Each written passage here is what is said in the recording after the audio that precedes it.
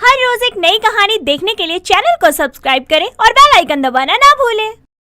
सुमन जिसके भी सर में जुएं देख लिया करती, वो उसके साथ उठना बैठना छोड़ दिया करती थी। ऐसे ही एक दिन सुमन को देखने उसके घर एक लड़का और उसकी माँ कसक आते हैं, जिनके लिए सुमन अपने हाथों से चाय नाश्ता बनाकर लेकर आती है। और सुमन की माँ विनीता कसक से बोलती है, अरे मेरी बेटी बस रंग रूप की नहीं, गुणों की भी भरी भली है। आप एक बार कुछ पूछ के तो देखो। अरे ऐसा कोई काम नहीं है जो मेरी बेटी ना कर सके। यकीन नहीं आता तो सवाल जवाब करके देख लो, पर बिना बोले सवाल नहीं, इशारे किए जाते हैं बहन। वैसे आप इतना फोर्स कर रही हैं तो ठीक है, लेकिन आपकी लड़की को बोलकर हमारे सवालों के जवाब देने होंगे। इतना बोलकर कसक अपने सर में खुजली करने लगती है और ये सब देखकर सुमन कसक से बोलती है, आंटी आप यहाँ जब से आई हैं मैं देख रही हूँ कि आप अपने सर में खुजली किए जा रही हैं। आपके सर में जुएं हैं क्या? अरे नहीं बिटिया, सर में जू नहीं डैंड्रफ हो गया है। अच्छा कोई बात नहीं, ये लीजिए आप मेरे हाथों से पकोड़े खाइए। ये बोलकर सुमन एक पकोड़ा उठाकर कसक के मुंह में डालती है और उसके सर पर जुएं देख लेती है। जू देखते ही सुमन उससे बोलती है, बहुत खा लिया आप लोगों ने मुफ्त का, निकलिए मेरे घर से बाहर। मुझे नहीं करनी आपके बेटे से शादी।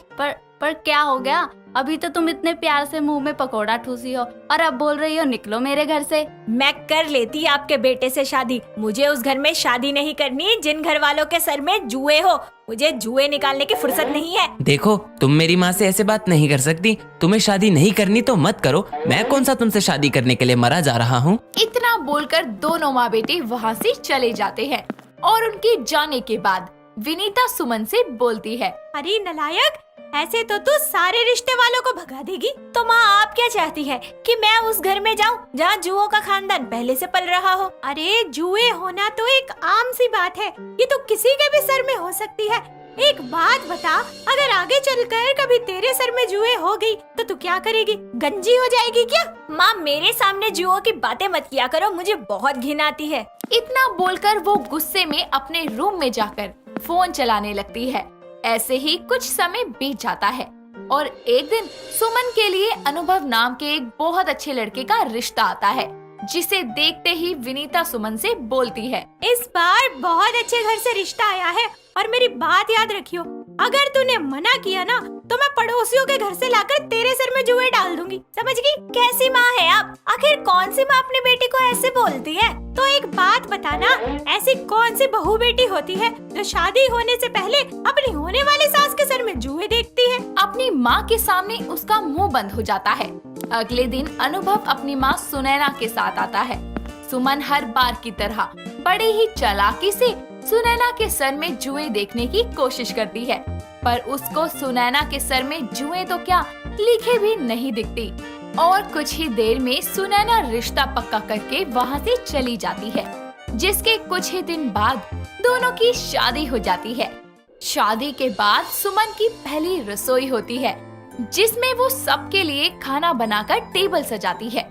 सब जैसे ही खाना खाना शुरू करते हैं, वैसे ही उसकी ननद नित्या अपने सर पर खुजली करने लगती है और उसका सर पर ऐसे खुजाना देखकर सुमन उससे बोलती है, तुम्हारे सर में जुए है क्या जो इतना सर खुजा रही हो? नहीं भाभी, पर पता नहीं आज क्या हो गया है, सर में बहुत खुजली हो रही है। रुको मैं देखती हूँ। अरे कोई बात नहीं, पहले खाना खा लो फिर देखते रहना एक दूसरे का सर। इतना बोलकर सब खाना खाते हैं। खाना खाने के बाद नित्या अपनी माँ से बोलती है, माँ कल तो मैं हॉस्टल चली जाऊंगी, इसलिए आज मुझे अपने पास सोने दो ना। मैंने अपनी प्यारी बेटी को कब अपने पास सोने से मना किया? थैंक यू माँ। भाभी आप कल भी मेरे लिए अपने हाथों से ऐसी ही कचौरियाँ बनाओगी ना भाभी? हाँ हाँ क्यों नहीं, मैं बना दूंगी। जाओ तुम आराम कर लो, सुबह जल्दी उठ के जाना भी है ना। इतना बोलकर नित्या अपनी माँ के साथ उसके कमरे में जाकर सो जाती है। अगले दिन सुमन नित्या के लिए कुछ कचौड़ियाँ बनाकर लाती है, जिन्हें खाकर नित्या अपने हॉस्टल के लिए निकल जाती है।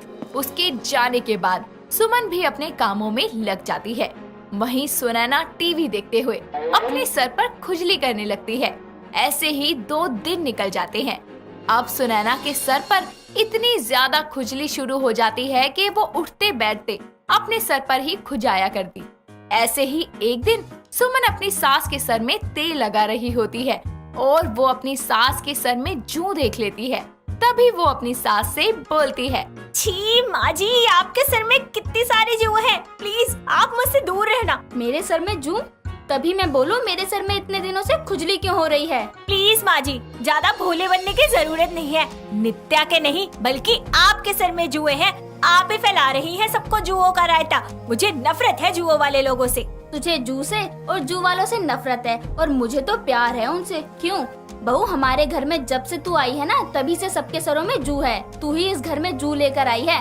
आप अपनी जुओं का बिल मेरे और नित्या के नाम पे मत फाड़िए। अरे मैं ऐसे इंसान से दूर रहती हूँ जिनके सरों में जुए हो। यकीन नहीं होता ना तो मेरा एक एक बाल चेक कर लीजिए। अरे जुए तो क्या, उनके बच्चे भी नहीं मिलेंगे। ठीक है। इतना बोलकर सुनैना सुमन के सर में जू देखने लगती है, पर उसको उसके सर में एक भी जू नहीं मिलती और वो झूठ बोलते हुए अपनी बहू से बोलती है, पता था मुझे कि मेरे सर में तेरे सर से ही जू आई है। मतलब क्या है आपका? मतलब ये है कि तेरा पूरा सर जू से भरा पड़ा है, इसलिए अब नाटक करने की कोई जरूरत नहीं है। नहीं बाजी, ऐसा नहीं हो सकता। मेरे सर में जुए नहीं नहीं नहीं, मैं इन जुओं को खत्म करके रहूंगी। देख बहू, जू हम दोनों के सर में है, इसलिए अब एक दूसरे से भागने से अच्छा होगा कि एक दूसरे के सर से जू साफ करें। पर माँ जी, मुझे जुए निकालना बिल्कुल पसंद नहीं है। मुझे मिची मिची होती है उन्हें देख के। तो अब इन जुओं से कैसे छुटकारा पाएं? एक मिनट माँ जी, मैं अभी फोन चलाकर YouTube पे जुए खत्म करने के नुस्खे देखती हूँ। ये बोलकर दोनों फोन में जू खत्म करने के नुस्खे देखने लगते हैं, जिसके बाद दोनों सास बहू एक छोटे से बाउल में कुछ कपूर और कोकोनट ऑयल लेकर सर पर लगाते हैं। ऐसे ही कुछ दिन ये नुस्खा लगाने के बाद सुनैना के सर से जू खत्म हो जाती है और ऐसे ही कुछ महीने बीत जाते हैं और नित्या अपने घर वापस आती है और इस बार अपनी भाभी के साथ सोती है, जिससे सुमन के सर में जू हो जाती है। और नित्या के जाने के बाद सुमन अपना सर खुजाते हुए सुनैना के पास जाती है और उससे बोलती है, देखिए ना माँ जी, जब मेरे सर में जुए थी तब तो जरा भी खुजली नहीं होती थी, और अब जब जुए नहीं है तो खुजली इतनी हो रही है कि बंद होने का नाम ही नहीं लेती। वो इसलिए बहू क्योंकि पहले तेरे सर में जू नहीं थी, लेकिन अब तेरे सर में जू हो गई है। क्या? सुमन बेचारी जो जू और जू वालों से दूर रहती थी, आज खुद जू का शिकार बन गई। और इस बात से अनजान दोनों सास बहू ये सोच सोच कर परेशान थी कि आखिर उनके सर में ये जू आ कहां से रही हैं, जबकि उनको बार बार जू कोई नहीं बल्कि नित्या ही देती थी। अजय बेहद गुस्से में लाल पीला होकर शीतल से बोलता है, यार मुझे नहीं रहना तुम्हारे साथ। बाहर जितनी ठंड नहीं पड़ रही उससे ज्यादा तो तुम ठंडी हो। कब तक सहूंगा मैं तुम्हारा ये ड्रामा? महीना हो गया हमारी शादी को, लेकिन तुमने ना एक महीने में मेरे सारे अरमानों को ठंडा कर दिया, बिल्कुल अपनी तरह। आखिर ऐसा क्या हुआ है इन दोनों पति पत्नी के बीच जो एक महीने में शादी टूटने पर बात आ गई? जानने के लिए चलिए कुछ समय पीछे चलते हैं। दिसंबर की सर्दी की शाम में गोमती बड़े ही आराम से कंबल में बैठी बैठी सर्दियों के मजे ले रही होती है। तभी उसका बेटा अजय ऑफिस से लौटकर अपनी माँ को आवाज लगाते हुए बोलता है, ओ माँ, कहाँ हो? जल्दी से मेरा पानी गर्म कर दो और एक कप चाय बना दो कड़क सी। हाय हाय, ये आ गया। अब मुझे अपने कंबल को छोड़कर बाहर ठंड में इसके लिए चाय बनाने के लिए निकलना पड़ेगा। हे भगवान, काश इस नालायक की शादी हुई होती तो मैं अपनी बहू को ऑर्डर दे देती इस ठंड में गरम गरम चाय बनाने को। माँ उठ जाओ, इतना आलस मत फैलाओ वरना ठंडा पानी लेकर आऊंगा आपके लिए। आ रही हूँ नालायक। गोमती कंबल से निकलकर अपने बेटे के लिए पानी गर्म करके चाय बनाने जाती है। इतने में ही अजय गरम गरम पानी से नहाकर बाहर आता है और अपनी माँ से चाय मांगता हुआ बोलता है, माँ मैं नहाकर भी आ गया, आपकी चाय नहीं बनी अब तक। ला रही हूँ, ये ले तेरी चाय। और ये हर बात पर माँ माँ करना अच्छा लगता है क्या तुझे? तो इस घर में आप ही हो तो आपको ही बुलाऊंगा ना माँ, कैसी बात करती हो? वही तो मैं कह रही हूँ, इस घर में मैं अकेली हूँ। अरे अब तो शादी करके मेरे लिए बहू ला दे ताकि मुझे इन सर्दियों में काम करने से छुटकारा मिल जाए। अच्छा, तो गर्मी आने पर बहू को वापस भेज दोगी क्या? तुझे मेरी बातें मजाक ही लगती हैं, कभी अपनी माँ को सीरियस भी ले लिया कर। ठीक है बाबा, ढूंढ लो लड़की, कर लूंगा शादी। अजय के हाँ बोलते ही गोमती अपने सभी रिश्तेदारों में उसकी शादी के लिए लड़की देखने को बोलती है। तभी उसको उसकी दूर की मौसी अजय के लिए शीतल नाम की लड़की का रिश्ता भेजती है। शीतल की तस्वीर देख के दोनों माँ बेटी बात को पक्का कर देते हैं और अगले ही हफ्ते में दोनों की शादी भी हो जाती है।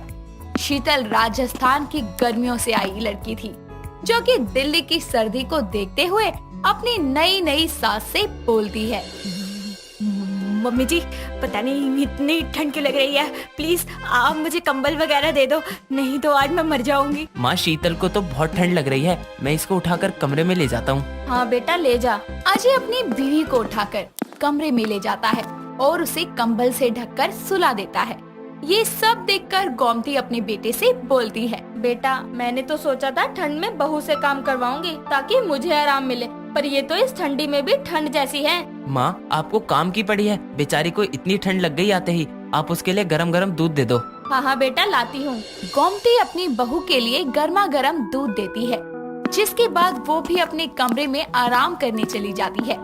अगली सुबह वो अपने कमरे से ही अपनी नई बहू को आवाज लगाते हुए बोलती है। बहू, ओ शीतल बहू, जरा मेरे लिए एक सुबह की चाय ले आ।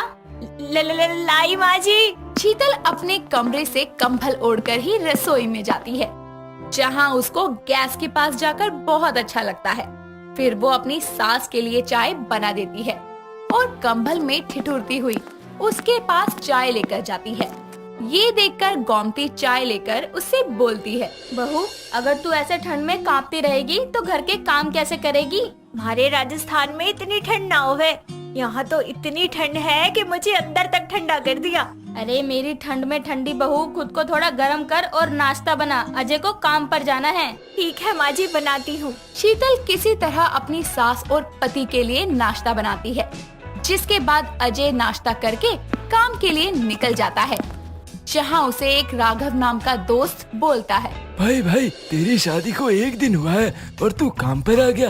अरे भाभी के साथ इस सर्दी को एंजॉय करना, हर किसी की शादी इन सर्दियों में नहीं होती, तेरी तो हुई है, तू लकी है। भाई ये सर्दी तो मुसीबत बन गई। अरे मेरी बीवी बर्फ की तरह ठंडी है, मतलब उसको इतनी ठंड लगती है पूछ ही मत। तो भाई ठंड है तो ठंड ही लगेगी ना, अब ये तेरा फर्ज है, तू भाभी को अपने रोमांस से गर्म करे।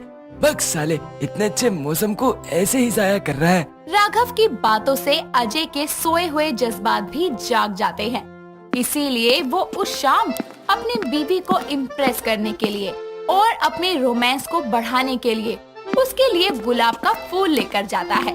और वो जैसे ही घर पहुंचता है तो शीतल को आवाज लगाकर बोलता है। शीतल तुम इतना कांप क्यों रही हो? अजय जी, इतनी ठंड में कांपूंगी नहीं तो क्या करूंगी? अच्छा सुनो, मुझे खाना नहीं खाना तो तुम माँ को खाना खिलाकर जल्दी कमरे में आना। ठीक है अजय जी। शीतल खाना बनाने में लग जाती है तो अजय अपने कमरे को अपनी शादी के बाद की पहली रात के लिए सजाता है।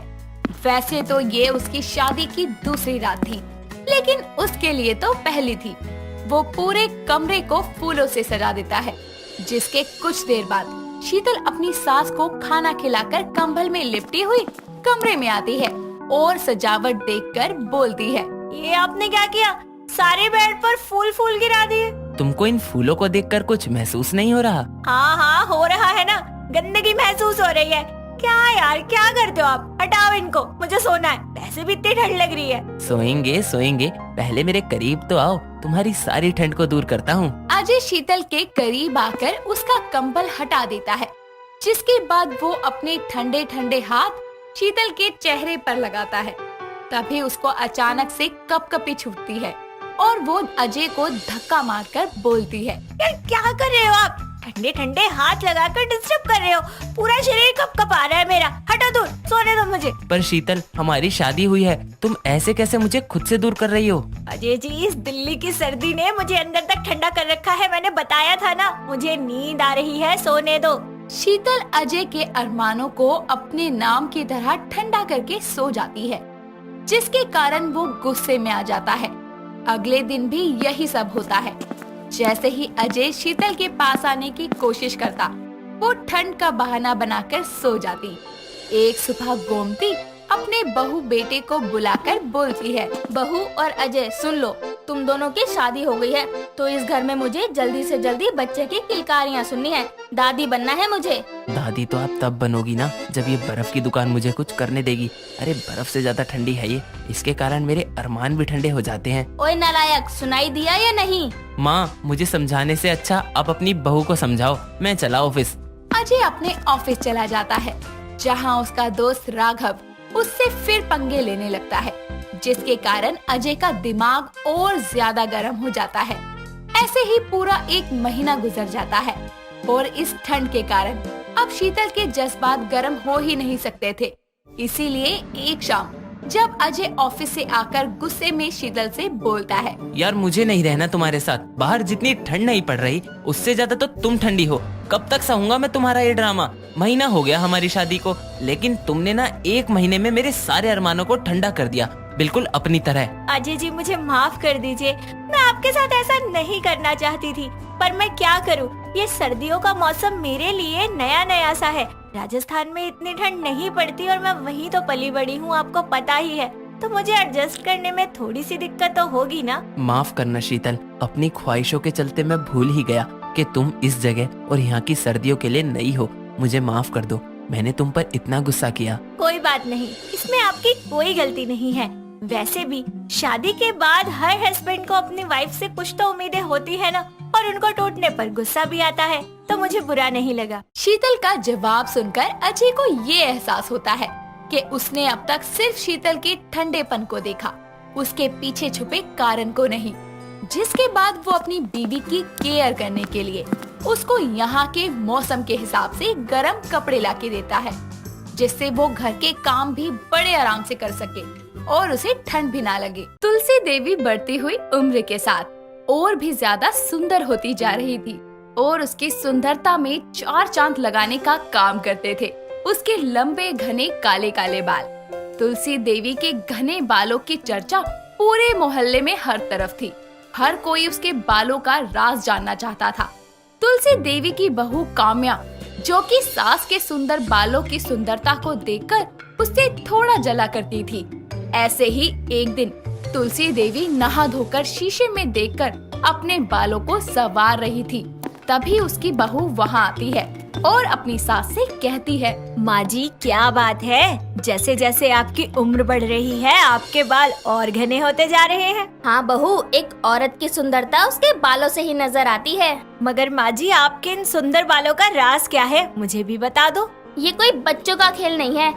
अपनी सास के बालों की तरह तुझे भी अपने बाल उसके जैसे करने हैं। अरे बता दोगी तो क्या आपके बाल झड़ जाएंगे? बाल झड़ेंगे तो नहीं, मगर बता दिया तो तेरे बाल भी घने और काले लंबे हो जाएंगे, जो देखकर मुझे अच्छा नहीं लगेगा। रहने दो, मुझे नहीं जानना आपके बालों का राज। हाँ वैसे भी तुझे बता भी कौन रहा है। तुलसी अपने काले घने बालों का राज किसी को नहीं बताती थी। ऐसे ही एक दिन उसके घर पर उसकी सहेली विमला आती है और विमला अपनी सहेली तुलसी से कहती है, अरे तुलसी, जरा अपनी बहू से कहकर चाय पानी तो मंगा ले।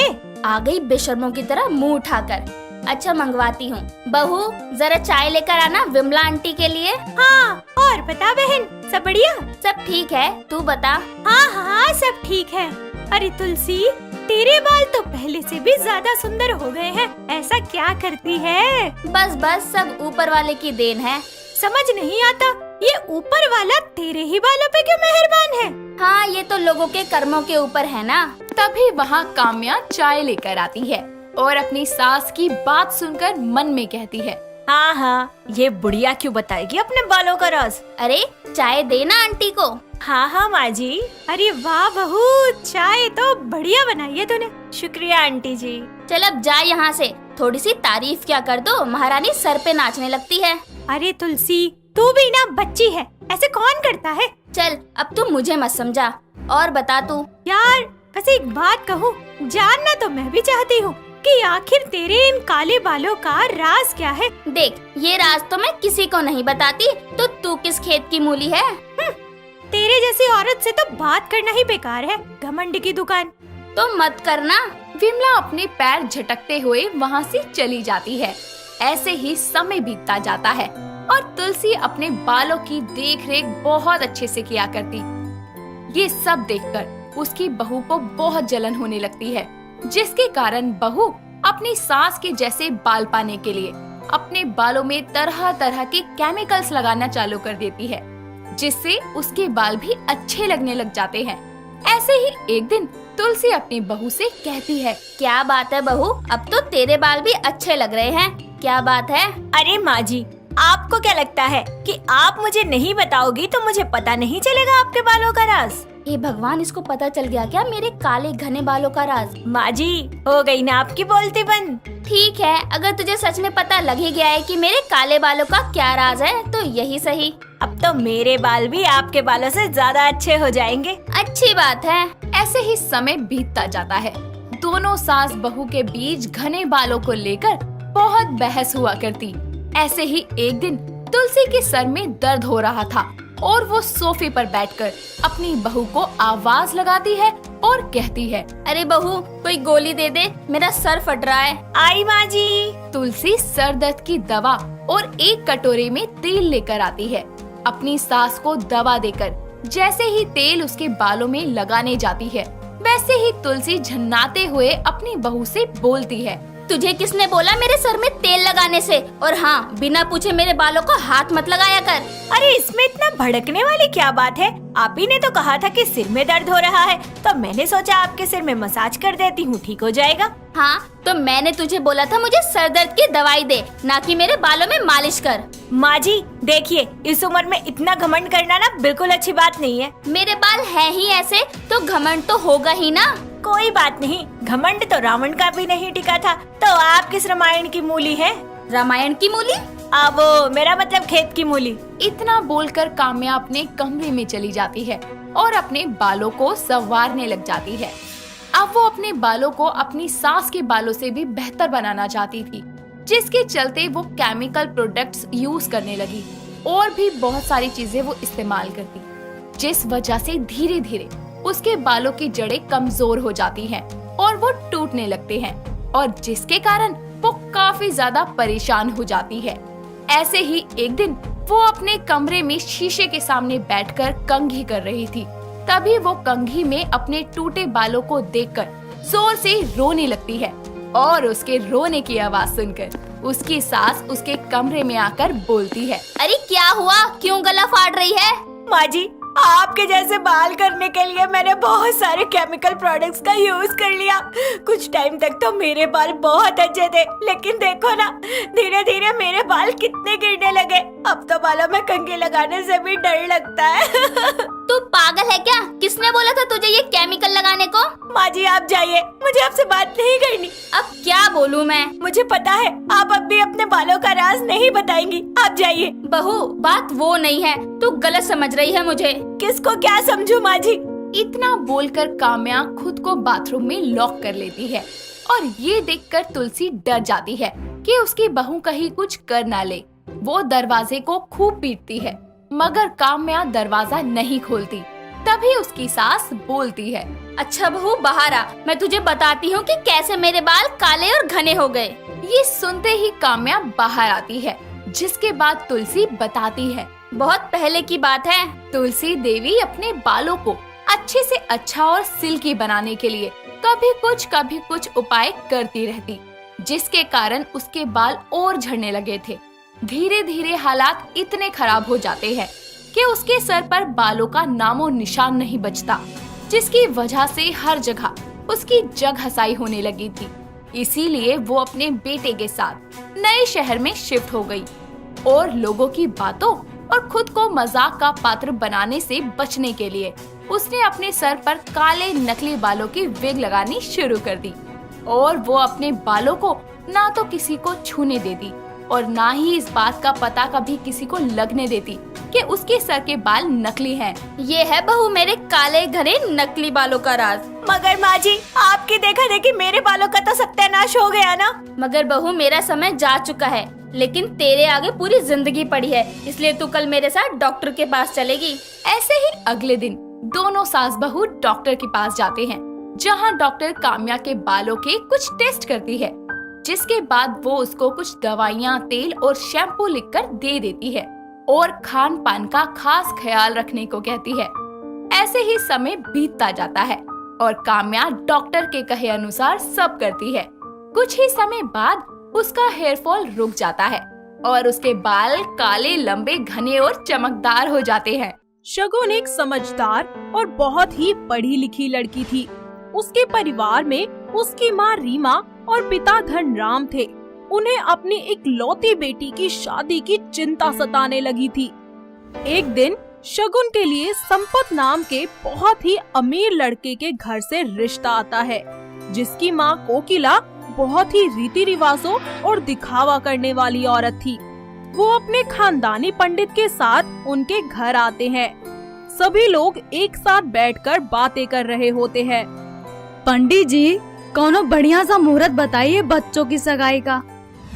जी जी बिल्कुल, अभी देखता हूँ। कुछ देर कुंडलियाँ देखने के बाद पंडित जी बोलते हैं, जी सगाई तो आप अगले महीने की 15 तारीख को रख लीजिए और उसके बाद शादी के लिए एक हवन करा लीजिएगा और 2 महीने बाद शादी की रस्में शुरू कर दी जाएंगी। जी पंडित जी, बहुत बढ़िया, जैसा आप कहें। माँ, इतना सब कुछ करने की क्या जरूरत है? हम सिंपल सी कोर्ट मैरिज भी तो कर सकते हैं ना। अरे ज्यादा बकैती ना झाड़ो हमारे सामने। हमारे इकलौते लड़के की शादी है, सारी रस्में होंगी। अरे अरे बहन जी, वो तो बस मजाक कर रही थी। आपके पंडित जी ने जैसा कहा है ना, हम सारी तैयारियां वैसे ही करेंगे, आप चिंता मत करो। दोनों परिवार सगाई की तैयारियों में लग जाते हैं। कभी शॉपिंग तो कभी हलवाई की दुकान पर। शगुन को ये सब तामझाम बिल्कुल भी पसंद नहीं आ रहा होता है और ये सब देखकर उसे बहुत ज्यादा गुस्सा आता है। वो अंदर ही अंदर चिड़चिड़ी होती चली जाती है। वक्त बीतता जाता है और सगाई का दिन आ जाता है। शगुन सितारे मोती से भरा चमचमाता हुआ गाउन पहनकर पार्टी में आती है। संपत उसे देखता और बस देखता ही रह जाता है। वाओ, कितनी सुंदर लग रही हो शगुन तुम, एकदम परी जैसी। मजाक बंद करो संपत, इन कपड़ों में ना ऐसा लग रहा है जैसे मैं नौटंकी करने जा रही हूँ कहीं। अरे मुझे भी तो देखो ना, मैं भी तो कितना मस्त लग रहा हूँ। एकदम ट्यूबलाइट लग रहे हो, चमचमाती हुई। क्या ट्यूबलाइट? सीरियसली चांद लग रहा हूँ मैं। प्लीज यार, स्टॉप दिस नॉनसेंस। मुझे ना ये सब तामझाम बिल्कुल पसंद नहीं है। अपनी माँ से कहो ना कि सीधा सीधा कोर्ट मैरिज कर ले, सारा स्यापा खत्म। अरे बाबा शांत हो जाओ, ऐसे क्यों बोल रही हो? मैं माँ से बात कर लूंगा ना यार। संपत अपनी माँ से कोर्ट मैरिज की बात करता है। कोकिला उसे खूब खरी खोटी सुना देती है, जिसके चलते शगुन संपत से नाराज हो जाती है। ऐसे ही दिन बीतते जाते हैं और मेहंदी का दिन आ जाता है। सभी लोग एक साथ बैठकर दुल्हन को मेहंदी लगा रहे होते हैं, पर जैसे ही मेहंदी की खुशबू शगुन के नाक तक जाती है, उसे एक के बाद एक छींक आना शुरू हो जाता है। माँ, ये मेहंदी की खुशबू! हाय मेरी बच्ची, क्या हो गया तुझे? माँ, मुझे लगता है ना मुझे इस मेहंदी की खुशबू से ना एलर्जी है। मैं नहीं लगवाऊंगी ये। ठीक है बेटा, मैं तेरे ससुराल वालों को ये बात बता देती हूँ, वरना खामखा बवाल हो जाएगा। रीमा सारी बातें कोकिला को फोन पर बताती है, जिसे सुनते ही वो आग बबूला हो जाती है और बिना 1 मिनट की देर किए शगुन के घर पर आ जाती है। अरे क्या नौटंकी लगा के रखी है? शादी करना है तो करो, वरना साफ मना कर दो। कैसी बातें कर रही हैं आप? आपको ये नखरे दिखाई देते हैं? अरे मेहंदी की खुशबू की वजह से मेरी हालत यहाँ खराब होती जा रही है। आपको जरा सा भी तरस नहीं आता? अरे ये रस्म है, तुझे मेहंदी लगानी तो पड़ेगी ही, वरना हम शादी तोड़ देंगे। अरे अरे बहन जी, आप शांत हो जाइए, मैं ये रस्म करवा दूंगी, आप चिंता मत कीजिए। मम्मी, क्या है ये सब? शादी है या मजाक? अरे मुझे नहीं करनी कोई शादी वादी। दिमाग खराब हो गया है क्या तेरा? बकवास बंद कर। ऐसे बना बनाया रिश्ता तोड़ रही है। हाँ हाँ, हमें कौन सी करनी है शादी। मैं अभी तोड़ती हूँ अपने बेटे का रिश्ता। नहीं नहीं कोकिला बहन जी, माफ कर दीजिए। शगुन की बदतमीजी के लिए ना मैं आपसे माफी मांगती हूँ, मगर ये रिश्ता मत तोड़िए, समाज में हमारी बहुत बदनामी हो जाएगी। शगुन को इन सब बातों से बहुत ज्यादा परेशानी होती है। रीमा जबरदस्ती अपनी बेटी की हाथों पर मेहंदी लगा देती है, जिससे उसकी तबीयत बहुत खराब हो जाती है। थोड़े दिन बाद शादी का दिन आता है, जिसमें कई बड़े लोग और रिपोर्टर्स भी आते हैं। शगुन सिंपल सादा लहंगा पहनकर और बहुत ही थोड़े से गहने पहन तैयार होकर मंडप में आती है। कोकिला उसे देखकर गुस्से में तिलमिला जाती है। अरे रे, ये क्या पहन के आ गई मरी। इतना भारी भरकम लहंगा दिया था तुझे, वो कहाँ गया? और ये क्या, इतने कम गहने? जी ये वही लहंगा है जो मुझे मेरे कमरे में रखा हुआ मिला था, और साथ में एक चिट भी थी कि यही लहंगा पहनना है, वरना शादी में मत आना। क्या बकैती कर रही है? जो लहंगा दिया था वो पहन के आ जा। सब लोगों के बीच में नाक कटवा दी गरम चली। रुक जाओ शगुन, तुम कहीं नहीं जाओगी। अरे बेटा, जाने दे इसे, सब लोग क्या सोचेंगे हमारे बारे में। माँ, जो लहंगा शगुन ने पहना है ना, वो मैंने ही दिया है उसको। तूने दिया था? अरे लोगों के सामने हमारी इज्जत की धज्जियां उड़ा दी तुम दोनों ने। अरे बस माँ बस, आखिर कब तक हम लोग इस दिखावे की जिंदगी जीते रहेंगे। अरे महंगे कपड़े और अच्छे गहने पहनकर किसी में गुण नहीं आ जाते। शगुन बहुत अच्छी और संस्कारी लड़की है, और यही इसका सबसे बड़ा गहना भी है और सबसे बड़ा श्रृंगार भी। अरे बंद कर अपनी बकवास और चल यहाँ से। नहीं करनी हमें कोई शादी। कभी नहीं माँ, मैं शादी करूंगा तो बस शगुन से ही करूंगा और किसी से नहीं। संपत शगुन से शादी कर लेता है और सभी लोग शगुन के सिंपल लुक की बहुत ही ज्यादा तारीफ करते हैं। Wow, it's a new look. You know, थोड़े ही दिनों बाद ये लुक बहुत ज्यादा फेमस हो जाएगा। I really like this. ये सब सुनकर कोकिला को बहुत ही अच्छा लगता है।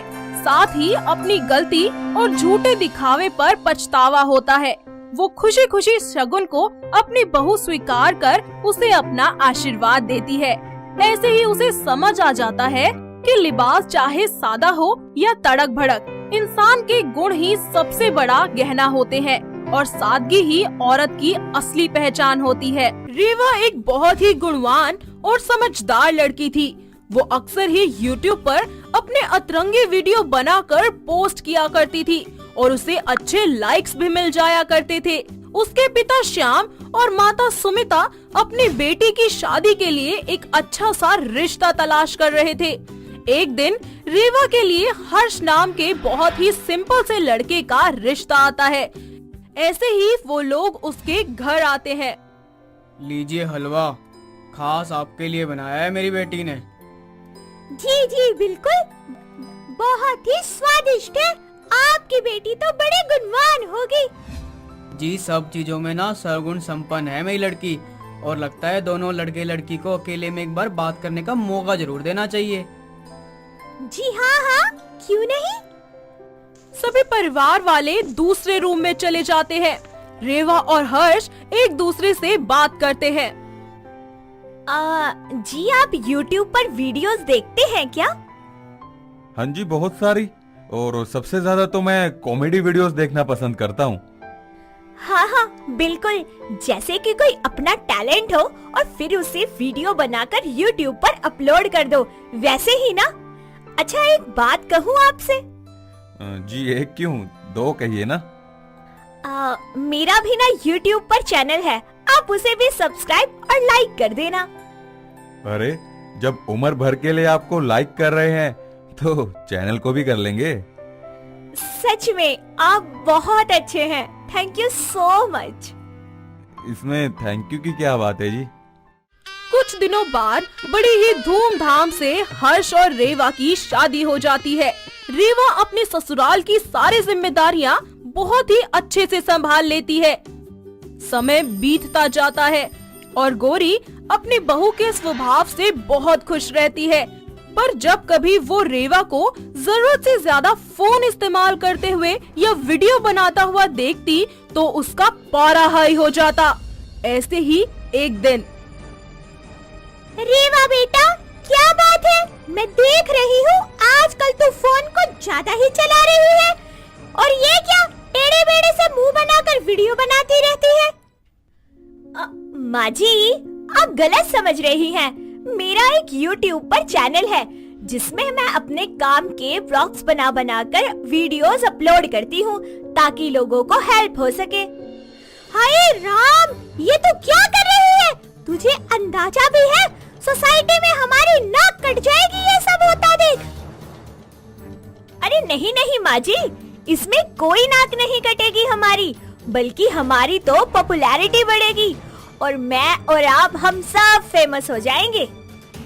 देख ले गौरी बेटा, आज तो मैं तुझे प्यार से समझा रही हूँ, मगर तूने ये दोबारा वीडियो बनाई ना तो मैं तुझे घर से निकाल दूंगी। वक्त बीतता जाता है। रेवा अपनी सासू माँ के कहने पर वीडियो बनाना छोड़ देती है, जिससे वो ज्यादातर उदास और दुखी रहती है। उसे ऐसा देखकर हर्ष को बिल्कुल भी अच्छा नहीं लगता। ऐसे ही एक दिन, रेवा, क्या हुआ? काफी दिन से देख रहा हूँ तुम उदास सी रहती हो। जी कुछ भी तो नहीं। और आजकल तुम अपने YouTube चैनल पर वीडियो अपलोड क्यों नहीं कर रही हो? जी वो, अरे बाबा, क्या हुआ? तुम रो क्यों रही हो? हर्ष जी, माँ जी को ना मेरा वीडियो बनाना बिल्कुल भी पसंद नहीं है, इसीलिए मैंने वीडियो बनाना छोड़ दिया। रेवा की बात सुनकर हर्ष को बहुत जोर से गुस्सा आता है। वो गुस्से में तिलमिलाता हुआ अपनी माँ के पास जाता है। माँ, आपने रेवा को वीडियो बनाने के लिए मना क्यों किया? अरे तो मैंने गलत ही क्या कर दिया? अरे माँ, ये आप क्या कह रही हो? मुझे सब पता है, उसी ने तुझे यहाँ भेजा है ना कान भर के। माँ, ऐसा कुछ भी नहीं है। आप एक बार पहले रेवा का वीडियो तो देख लो। दिखा तो जरा मुझे, क्या वीडियो बनाती है ये? हर्ष अपनी माँ को अपनी बीवी रेवा की वीडियोस दिखाता है, जिसमें वो लोगों को अक्सर अचार बनाना, पानी की बचत कैसे करें और सब्जियों की बार्गेनिंग कैसे करें, इस तरीके की वीडियो डालकर उन्हें चीजें सिखाती है। देखा आपने, बेचारी कितनी मेहनत करती है वीडियो बनाने के लिए, और आप इसे मना कर रही हो। अरे फिर भी बेटा, रिश्तेदार और मोहल्ले वाले हमारा मजाक बनाएंगे, ये सब करने की कोई जरूरत नहीं है। माँ, समझने की कोशिश करो, कोई उसका मजाक नहीं बनाएगा, बल्कि सब लोग उसकी तारीफ करेंगे। इससे आपकी इज्जत भी बढ़ेगी। हाँ, देखते हैं। हर्ष के लाख समझाने पर भी गौरी उसकी एक नहीं मानती है। दिन बीतते जाते हैं। रेवा YouTube पर वीडियो ना बना सके, इसके लिए उसकी सास रोज उसे किसी न किसी काम में उलझा कर रखती थी। इन सब के बावजूद भी रेवा बहुत मेहनत करती है, रात रात भर जाकर अपनी वीडियो बनाती। वक्त बीतता जाता है और रेवा के मिलियंस में सब्सक्राइबर्स हो जाते हैं। वो बहुत ही ज्यादा फेमस हो जाती है। आसपास के लोग भी उसकी तारीफ करते नहीं थकते थे। और एक दिन उसके घर हर्ष के मामा मामी आते हैं। अरे वाह बेटा, तुम क्या वीडियो बनाती हो, एकदम झकास। हाँ, अरे वो जो तेरा बार्गेनिंग वाला वीडियो है ना, मैंने बिल्कुल वैसे ही सब्जी वाले के साथ किया था। सच में उसकी तो वाट ही लग गई, मजा ही आ गया मुझे तो। अरे हाँ भाग्यवान, तुम तो मेरी भी लंका लगा देती हो। बेचारा सब्जी वाला क्या चीज है। अरे बस आप भी ना। और जीजी, तुम भी तो बताओ, तुम्हें कौन सी वीडियो अच्छी लगी अपनी बहू की? अरे मैंने वो कपड़े वाली वीडियो देखी थी। हाँ, बहुत हंसे थे हम दोनों। पर जीजी, हमने तो अभी तक ऐसे कोई वीडियो नहीं देखी, तो आपने ऐसा क्यों कहा? हाँ, मैंने बनाई है पर अभी अपलोड नहीं करी है। सासू माँ उसी की बात कर रही है। अपनी बहू की तारीफ सुनकर गौरी को अपनी गलती का एहसास हो जाता है। थोड़ी ही देर में जब मेहमान वहाँ से चले जाते हैं तभी गौरी रेवा से कहती है, गौरी बेटा, मुझे माफ कर दे। मैं तेरे टैलेंट को समझ ही नहीं पाई और तेरे रास्ते में मुसीबतें पैदा करती रही। तू सच में बहुत गुणी है बच्चे। माँ जी, ये कैसी बातें कर रही हैं आप? आपने जो भी कहा या जो भी किया, मुझे उससे कोई शिकायत नहीं है। अब प्लीज आप माफी मत मांगिए ऐसे। तू तो सच में बड़ी प्यारी है बहू। तभी वहाँ डिलीवरी बॉय पार्सल लेकर आता है जिसमें रेवा की वीडियो के लिए YouTube की तरफ से मिला एक गोल्ड बटन होता है, जिसे देखकर वो बहुत ज्यादा खुश हो जाती है और उसकी खुशी की आवाज सुनकर सारा मोहल्ला इकट्ठा हो जाता है। अरे अरे देखो, इसकी बहू ने तो कितना बड़ा कमाल का काम किया है। अब तो हमारे मोहल्ले का नाम भी रोशन हो जाएगा भाई। इसे तो YouTube की तरफ से गोल्डन बटन भी मिल गया। YouTube बटन मिलने के बाद गौरी अपनी बहू की सफलता देखकर झूम उठती है। रेवा अपनी कामयाबी से बहुत ज्यादा खुश रहने लग जाती है और अपने पूरे परिवार के साथ भी कई वीडियोस बनाती है और इसी तरह सभी लोग खुशी खुशी रहने लग जाते हैं। तो दोस्तों, कैसे लगी आपको हमारी ये YouTube वाली बहू? क्या आपके घर के आसपास भी है कोई ऐसा जो इसी तरीके से YouTube पर वीडियोस डालता हो? अगर हाँ, तो हमें कमेंट करके जरूर बताएं। दोस्तों, अगर आपको ये कहानी पसंद आई तो इसे लाइक करें, शेयर करें और कमेंट करके बताएं कि कहानी में आपको सबसे अच्छा क्या लगा।